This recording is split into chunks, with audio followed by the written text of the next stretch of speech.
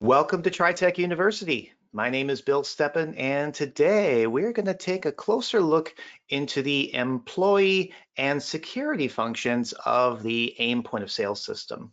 Now, depending on the size of your business and organization, you may or may not have a need for these, but I'm glad that you're here today to explore this functionality. Basically, the whole idea of this part of the program is this is an area where you can start to give permissions to people for the purposes of locking them out of areas where they don't belong. This also gives you the ability to set up custom permission overrides. And above all, it allows you to start tracking some of this employee activity, not only for the purposes of security and permissions, but also for quality control. If any if you have any questions throughout this process, definitely let me know by punching those into the question area of GoToWebinar. Let's go ahead and, as always, jump into our test system here. We'll pull this up so that you can see my training copy here for my TriTech University database. And I will go ahead and turn off the webcam so that we've got full attention over here. So the whole idea, like I said, this is all about setting up and tracking your employees. And this is all found in the admin part of the program. When I come into admin, you'll see there's a separate menu here for employee and security. But before we take a look at employees, I want to take just a quick time here to talk about employee groups. Now, when you come into employee groups, you'll more than likely have these three or so what we call employee groups set up here by default. You can have as many groups as you want, and your employees can typically be members of more than one, although we usually recommend that they only be a member of one group at a time. The group helps you not only to determine what kind of employee they are, but it also allows you to associate them with a predefined set of permissions. So if we look at this screen here, I'm going to grab my highlighting tool. Where is that? So on the left, you have your groups, and on the right, you have the group setup. You can see I'm highlighted on administrators, and that's what we're seeing over to the right. Now, what I'm going to do is I'm going to go ahead and take a look at this tab up here at the top for permissions. This permissions menu is divided into an ID, which you don't necessarily need to worry about, a secured item, a type, and access. Now, the main thing here is this allows you to search by and look for certain types of security permissions. Now, right now, I'm on an administrator's type setting. So I usually don't want to secure out any administrative access. What I do want to do is go to, let's say, salespeople. And let's talk a little bit about this type column here. If I look at types, you can see that there's a couple of items here that are called menu items. There's a whole bunch that are called process, report. And as we kind of scroll through this, we would see other options for controls and menus, some API functions. But the main thing here is this is kind of an idea of what you can expect the predefined secured item to be. So a menu, like we can see here. You can see how this says consignments and purchases on this line item here.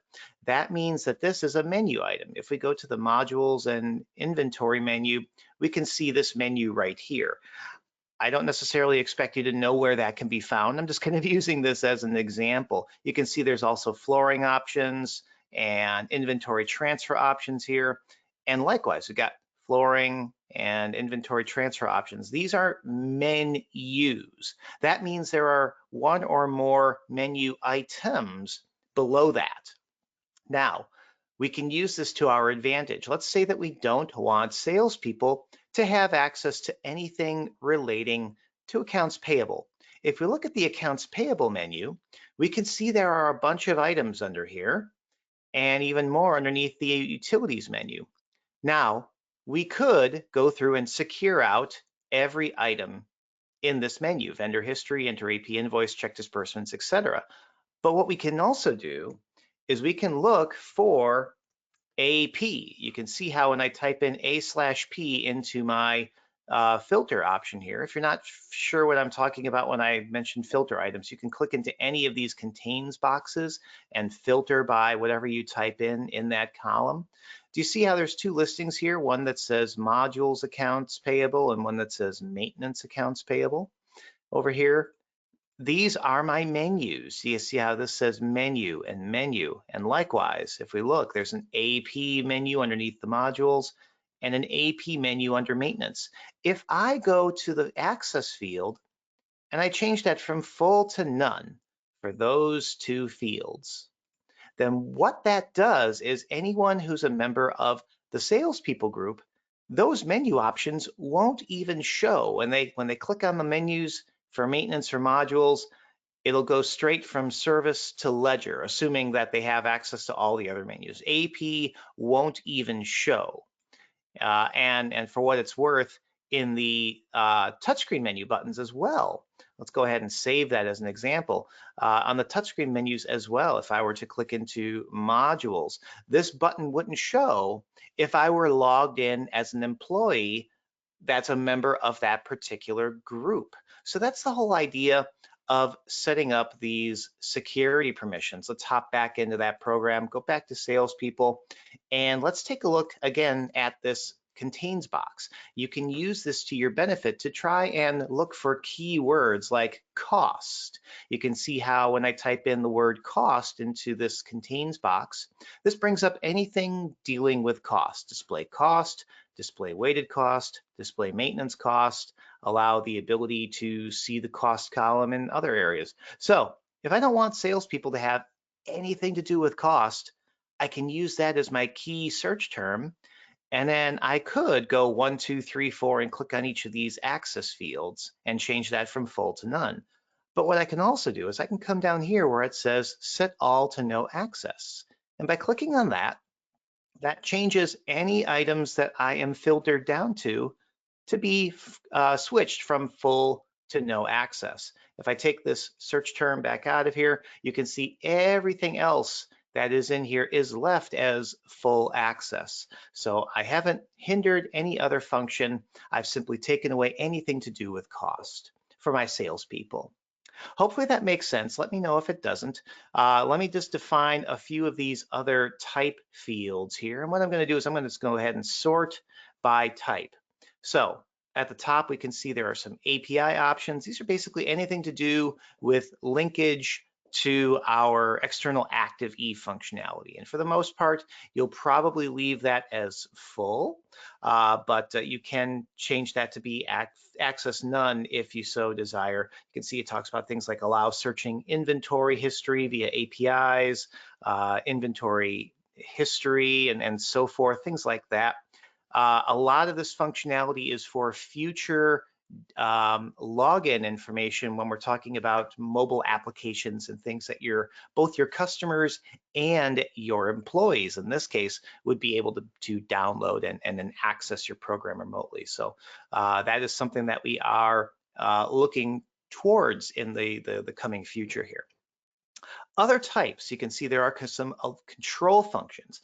Controls are basically within individual programs themselves, like the aforementioned display cost, delete customers, ability to change employees here and there and places like that. So you can think of that as internal functions when you're in a part of the program. As we scroll down, there are some custom options. These are mostly conversion type details and other things that are found in the custom menu part of the program.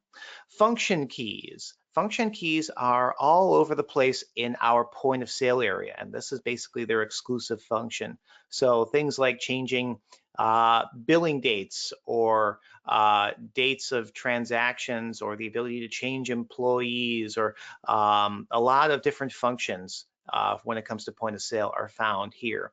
And these can be secured on and off on a case-by-case basis for your employees and your groups. Beyond function keys, we're going to see the aforementioned menus. So again, these are the options as you scroll down on these listings, whereas the menu items are the individual programs, if you will, in those menus. So if you can see, for example, here it says daily deposit. This is a menu item, and that's because that's found in the modules and daily posting menu. So if you wanted to secure out individual parts of a menu for your employees, you're going to look for those relative menu items. And if you're not sure what to search for, just look on the menus themselves, and that'll tell you exactly what you're looking for. Beyond menu items, there are processes. So as we scroll further down, you can see there are a lot of menu items. Let's go ahead and see if we can't get past those. So processes are very similar to controls. And in fact, I couldn't really tell you the major difference between a process and a control. But for the most part, these are not necessarily buttons, so to speak. They're more of things that can or cannot happen when you're in the part of a program. Like for example, this allow the use of changing a log number on an A&D book record if you're a firearms customer of ours. This isn't so much like a button that you can turn on or off like the delete customer button. This is more like, can you change that form or can you tweak something while you're in part of the program, like changing the total tax on a sales invoice or things like that. And beyond processes, you have all the reports. Now, the reports are kind of like menu items, but this is a menu item like customers and reports or report customers, but all of these within them are reports themselves. So you can think of them as like menu items, but they're exclusive to this reports menu. And then I don't think there's anything beyond reports. Nope, that is it. So basically reports, processes, menu items, menus, controls, and those handful of API items. So that's basically what you have at your fingertips for securing. Now you can also set up individual security per employee, but before I get to that, I do want to talk about employees themselves. So with that in mind, we're going to stay in the admin and employee security menu, and let's click into employees. When you're setting up your employees, you have the ability to set up some basic details on this first tab, this Properties 1 tab. If you are coming to us from earlier versions of AIM, so like AIMsi version 11 or older, this used to be, all these different details used to be on different parts of the admin menu. So there was like an employee details program, and then there was like a permissions override area. This is all now consolidated into one program simply called employees within the employee security admin menu. This first tab is all that you really need at a bare minimum to set up an employee. And all you really need is a first and last name, and then that will establish a username. Let's go ahead and add me, for example. Let's go ahead and click the add button. Let me try that again. And let's type in me. So Bill Steppen. And you can see that it generates a username. It's going to be up to 8 characters long. It's going to be my first and middle initials, followed by up to 6 letters of my last name. Since I didn't fill in a middle initial, it just puts in an X. Now you can make that be whatever you want it to be, but bear in mind that when you are logging into the program, you would be typing in that username. By having a username and then setting a password, and you can click the set password button to put in your password. You can then set up the password based on whatever your password requirements are. We'll talk about this in just a second, but as long as they have a unique username and password, they then have the ability to log in at any computer terminal when you are logged out and logging back in. You'll also want to make sure you set a default location for an employee. So the location where they primarily work at, if you have more than one, you want to make sure you select that. You want to make sure you select it even if you only have one. The most important factor here is assigning them to a security group, an employee group. So if I'm setting me up as, let's say, a supervisor, I've got my 3 choices here. I'm just going to basically click and drag from the available side to the member of side. And then that way, this employee will have whatever security permissions are affiliated with that particular group. Now you have some other functions here. For example, you could fill in a quick login code and you can turn on a quick login code function as part of your workstation settings. So in maintenance and general maintenance and workstations, you can go to the number 4 miscellaneous tab and you can check mark the option to quick login with a user code. This is technically a less secure function of logging in with your username and password. But it does help to speed up the login process because you're only typing in a handful of letters or numbers versus an entire username and password. And you can switch back and forth depending on what you're wanting to log in as if you forgot one or the other. So that's an option that you can set up with them. Now, if we take a look at some of the other tabs here, you can go in more in depth. You can put in some contact information here on the Properties To tab. Again, this is all optional, but this can be really handy if, let's say, you needed to get in touch with your employee because maybe they didn't show up for work, or you need to see if they will fill in for someone else, or whatever the case might be. So you can put in any contact info you want here. You can also check mark this option of required to be clocked in.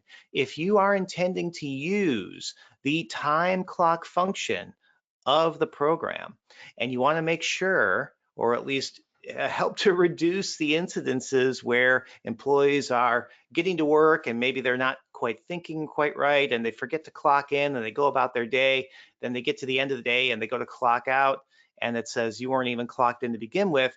Now you have to take them at their word that they were there on time. But if you check mark this option of required to be clocked in, then when they log into the program and they go to try to do anything, receive inventory, edit a customer, go to point of sale, a message will pop up that will say you need to be clocked in first. And then they'll say, oh shoot, then I got to go to clock in and clock in. That way, they'll only be a few minutes off from when they would have clocked in to begin with, which hopefully will be a minuscule impact on their paycheck. So you may want to check that out if it's something that you might think is helpful. Now, we don't necessarily acquire any of these other functions here regarding passwords, but um, if you want to help keep your system as secure as possible, it can be helpful to set an expiration on your passwords. So you could set a number of days when a password is set to expire, and then you can also see here the last time a password was changed. You can also, if you're setting up employees for the first time, you can give them an initial password, and then you can check mark here to change the password on the next login. That way, they and only they would know their password, which is something that sometimes is overlooked when you're setting up your employees when you think about that. Now, if we take a look at this third tab, permission exceptions, this is where you can override certain permission controls from the group. Say, for example, you have a senior salesperson. They're not really a supervisor, but you want to give them some functions that you trust them with, maybe like an end of day report or the ability to see cost or things that maybe you set the salespeople group to not have. You can add those functions to this list by clicking the add button, finding the function that you want to give them, and then assigning that particular permission from none to full. And then that way, they will get that function even if the group that they're a member of doesn't necessarily have it. The alternative to that is it works as well. So say, for example, you've got a supervisor. You don't want to fire them because they're a good supervisor, but they've had a few dings, I guess you could say, to their reputation or whatever the case might be. But maybe you want to say, you know what, you're abusing this function. Let's take it away from you. So you could use this permission exceptions program to do that as well. You could add a secured item here that they normally have access to and change it from full to none. And that takes away their ability to do that function without you having to set up an entirely unique employee group just for that particular employee. So you may find that super handy. There's a general notes tab here. This is just whatever notes you want to have. This is only visible in this notes area. We talked a little bit about this in the menu webinars that I did before, where if a particular employee should have their own unique home menu or point of sale or payment or return menus, you can set those up at the employee level. And last but not least, the email functionality. These override the email settings in your workstation part of the program, where normally you'd have on this communications tab your email details filled in here. And then basically anytime you send an email out from this computer, it'll use these credentials for email. But if the employee wants to make sure that any emails sent out of that computer or any computer use that particular employee's email credentials, you can put their credentials here on this email tab, and this overrides those email settings found at the workstation. Even if the workstation settings aren't set to begin with, you can rest assured that if you set them up here, when that employee logs in, it will use that particular email address or password or whatever it is that they're going out as. So those are some basic settings for the purposes of setting up your employees.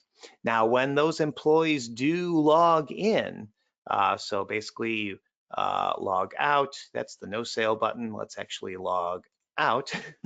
And it's of course over here. So when they log in, they'll put in their username and their password. And again, alternatively, you can set that up so that they can log in via the quick login code. But then they're logged in, and you can see up here I'm logging in as this quote unquote default employee. So any activity that now happens, whether that's point of sale or receiving inventory or doing anything in the program is going to be tracked to that particular employee's login. So that way, when you go to run various reports, a lot of reports have the ability to see um, details by employee. So if we go into, for example, like sold inventory by category, that particular report, if I remember correctly, there is an option here for doing this by employee. I could be wrong, but rest assured that that activity is tracked by employee. So yeah, there's not really an option here for that, but various reports do have the ability to run it for either employees or in some cases employee groups. Now, I also want to talk a little bit about, again, a kind of an overlooked function within the program, and that is the built-in messaging part of the program. If we take a look at this module employee menu, in fact, let's do this. Let's go to the on-screen menus, so maybe it'll be a little bit more visible. Modules and then into employees. Again, we've got the clock in and out program here. Let's talk about that, just make sure that that makes sense. When anytime an employee wants to log in or out, or clock in or out rather, they can come in here, they can choose one or the other. This is tied exclusively to the computer's clock that they're logging in at, or clocking in at rather. They then put in their username and their password, the location that they're at, and then if they would like, they can punch in a note that gets tagged along with that clock in or out punch. That way you would see that detail on your available where is it? Time clock entries, time clock entries, time clock entries. I know it's here somewhere. There it is. The time clock entries report in your system and found in the miscellaneous menu of your reports allows you to run a time clock for your employees for whatever date range you desire. So you can pick a date range and you can specify that as either an individual employee or an employee type. You might have seen there was an option for that back in your employee settings, or you can run it for a specific group. And then this would show any and all punches in and out, and it would give you a total number of hours worked. Now that is in base 100. So for example, if an employee worked, let's say a total of 20 and a half hours, that would come up as 20.5. You would simply take that number and multiply it against their hourly wage, and then it would come up with the total amount that they technically earned in that time frame. Let's talk about, again, that messaging function that I think I mentioned that is overlooked because a lot of people don't really jump into the employee menu here. But there is a function where you can, if you want to make sure that an employee gets a message, and of course in this day and age, there's so many different ways to communicate. You've got text messaging, you've got emails, but if you want to have the most control over your messaging with your employees, send them a message right in TriTech's AIM program. You can come in and send a message. You can specify that to an individual employee or group of employees. You can also hold down the control key and make multiple selections if you so desire. But then you can put in a subject and a message. And then what that means is the next time that employee either logs into a terminal or clocks into a terminal, say someone else is logged in, employee comes in, says, hey, I just got to clock in quick, so they don't necessarily have to log out of whoever's logged in. They can stay logged in as whoever they are and just clock in, because it's going to go off of what they put in for their username and password as the clock in. But as soon as they do that, if they have a message waiting for them, that will pop up and basically say, hey, you've got a message waiting. They can also come into the View Your Messages program and see those messages that they have in the system. They can see what the message is, who sent it, when it was sent, what the subject is, who it was sent all to, and then the message will show up here. And then that will get flagged as read when they watch it. This is also secureable, by the way. So as soon as they read it, it'll get flagged that way, so that when you go to look at your messages in the message maintenance area, you can say, yep, I did see that they actually read that. By the way, you've also got that function in the View Your Messages. You can go and look at your sent messages here as well. Technically, the message maintenance, as well as the time clock maintenance, those are probably things that you would want to secure out, so that your part or other type employees don't have the ability to go in and manipulate their time clock entries or manipulate any messages that were sent either to them or potentially to other people. So usually this menu here is kind of set up so that employees can come in and clock in and out at their need.